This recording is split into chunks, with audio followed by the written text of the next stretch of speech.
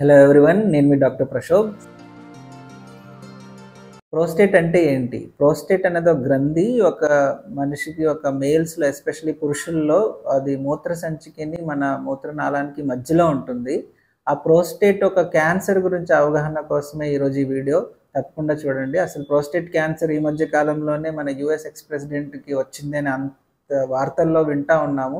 అసలు అది ఎందుకొస్తుంది? పురుషుల్లోనే ఎందుకు ఇది కామన్? ఇవన్నీ తెలుసుకోవడానికి యూట్యూబ్ ఛానల్‌ని సబ్స్క్రైబ్ చేసుకోండి. ఈ ప్రోస్టేట్ అని ఒక గ్రంథి ఇప్పుడు చెప్పినట్టు ఏదైతే మన మూత్ర సంచికిని, మూత్రనాళానికి మధ్యలో ఉంటుంది. ఇది మన వీర్యానికి సంబంధించిన ఏదైతే ఉంటుందో బలం గానీ, లేకపోతే దాన్ని మెయింటైన్ చేయడానికి కావాల్సిన పదార్థాన్ని ఇది సెక్రెట్ చేస్తుంది. సో, ఇందులోనే చాలా రకాల ఎంజైమ్స్ ఉంటాయి, తర్వాత ప్రోటీన్స్ ఉంటాయి, తర్వాత కొన్ని మినరల్ కాంపౌండ్స్ ఉంటాయి. ఇవన్నీ ఏంటంటే మన స్పెర్మ్‌కి కావాల్సిన బలం, వీర్యానికి కావాల్సిన బలంని ఈ ప్రోస్టేట్ అన్న ఒక గ్రంథి రిలీజ్ చేస్తుంది. అయితే ఇది పురుషుల్లోనే ఎందుకు వస్తుంది అంటే, అది యూజువల్‌గా 50 ఇయర్స్ అబోవ్ అయిన వాళ్ళకి ఈ ప్రోస్టేట్ అన్న గ్రంథి ఎన్లార్జ్ అవుతుంది. ఇప్పుడు మనకు తెలుసు ప్రోస్టేట్‌లో ఏదైతే గ్లాండ్స్ ఉంటాయో అవి ఈ పదార్థాన్ని సెక్రెట్ చేస్తున్నాయి. అంటే అవి వీర్యానికి కావాల్సిన ఏదైతే పదార్థాలు ఉంటాయో అది సెక్రెట్ చేస్తుంది. అంటే రిపీటెడ్‌గా అది పనిచేస్తుంది. సో, పనిచేసే ప్రక్రియలో ఏంటంటే మన బాడీలో తెలుసు. మన కణాలు పుడతా ఉంటున్నాయి, రిలీజ్ చేస్తూ ఉంటుంది. అలా చేసేటప్పుడు ఒక ఏజ్, ఒక 50, 60 ఇయర్స్ ఏజ్ దాటేసరికి అందులో ఏదో ఒక మ్యుటేషన్ రావచ్చు. ఏదో ఒక జీన్ ఆ రిపేర్ చేసుకునే కెపాసిటీ కోల్పోతుంది. సో, కోల్పోవడం వలన అదేమవుతుంది? అదేమో క్యాన్సర్ కింద మారుతుంది. సో, దానికి మెయిన్ రిస్క్ ఫ్యాక్టర్ అంటే ప్రోస్టేట్‌కి రిస్క్ ఫ్యాక్టర్ ఏం చెప్తామంటే ఫస్ట్ వయసు. అంటే పెద్ద వయసు వాళ్ళకే ఈ ప్రోస్టేట్ క్యాన్సర్ ఎక్కువగా చూస్తూ ఉంటాం. సో, అందుకే ఈ 70 ఇయర్స్, 80 ఇయర్స్‌లో మనం తరచుగా ఇది చూస్తూ ఉంటాం.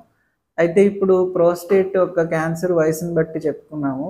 తర్వాత కొన్నిసార్లు వంశపార్యపరంగా ఉండొచ్చు. వంశపార్యపరంగా ఏంటి అంటే, ఒకవేళ వాళ్ళ ఇంట్లో ఎవరైనా 65 ఇయర్స్ బిలో అంటే 65 సంవత్సరాల కన్నా తక్కువ వయసులో ప్రోస్టేట్ క్యాన్సర్‌తో వాళ్ళ తమ్ముడు గానీ, లేకపోతే వాళ్ళ నాన్నగారు గానీ, లేకపోతే వాళ్ళ సిబ్లింగ్స్‌లో ఎవరైనా గానీ ఈ ప్రోస్టేట్ క్యాన్సర్ బారిన పడ్డారనుకోండి, వాళ్ళకి ఈ రిస్క్ ఎక్కువ ఉంటుంది. అలాగే ప్రోస్టేట్ క్యాన్సర్ ఎక్కువ మనం చూసేది ఏంటంటే స్మోకింగ్ హ్యాబిట్ ఉన్న వాళ్ళలో ఎక్కువ చూస్తూ ఉంటాం. స్మోకింగ్ అన్నది ఒక రిస్క్ ఫ్యాక్టర్. ఆ రిస్క్ ఫ్యాక్టర్ వలన మనం ప్రోస్టేట్ క్యాన్సర్‌ని ఎక్కువగా చూస్తాం. ఇదే కాకుండా లైఫ్ స్టైల్స్, ఇప్పుడు అన్ని క్యాన్సర్‌కి మనం మాట్లాడుకున్నట్టే ఒబేసిటీ అంటే లావుగా ఉండడం, అలాగే హై ఫ్యాట్ ఫుడ్, ఎక్కువ కొవ్వు పదార్థాలతో కూడిన ఫుడ్‌ని మనం గాని తింటే ఈ ప్రోస్టేట్ క్యాన్సర్ రిస్క్ అన్నది చాలా ఎక్కువగా ఉంటుంది. ఇది మోస్ట్ కామన్ క్యాన్సర్ పురుషుల్లో వచ్చేది. మనం మాట్లాడుకున్న ఈ ప్రోస్టేట్ క్యాన్సర్ మోస్ట్ కామను. ప్రపంచంలోనే స్కిన్ క్యాన్సర్ పురుషుల్లో మోస్ట్ కామను. తర్వాత ఈ prostate cancer second most common. కానీ మనకి ఇది కేవలం పురుషుల్లోనే చూస్తాం. ఎందుకంటే ఇది మన వీర్యానికి బలం తెచ్చే పదార్థాన్ని సెక్రెట్ చేస్తుంది కాబట్టి ఇది మన పురుషుల్లోనే ఉంటుంది. ప్రోస్టేట్ లాంటి గ్రంథి మహిళల్లో కూడా ఉంటుంది. కానీ దాన్ని ఎక్కువ రోల్ ఉండదు. అంటే అది జస్ట్ మనకి సెక్రెట్ చేస్తుంది. ఎందుకంటే ఎన్విరాన్మెంట్ ఫ్లోరాని మెయింటైన్ చేయడానికి మాత్రమే సెక్రెట్ చేస్తుంది. అదేమి బలం లాంటి పదార్థాలు ఉండవు. అది అంత ఎక్కువ పని చేయదు మహిళల్లో. దాన్ని స్కినీస్ గ్లాండ్ అంటాము. సో, అది మహిళల్లో చాలా తక్కువ, మనం అసలు చూడం కూడా. అది చాలా రేర్ ఎంటిటీ అది.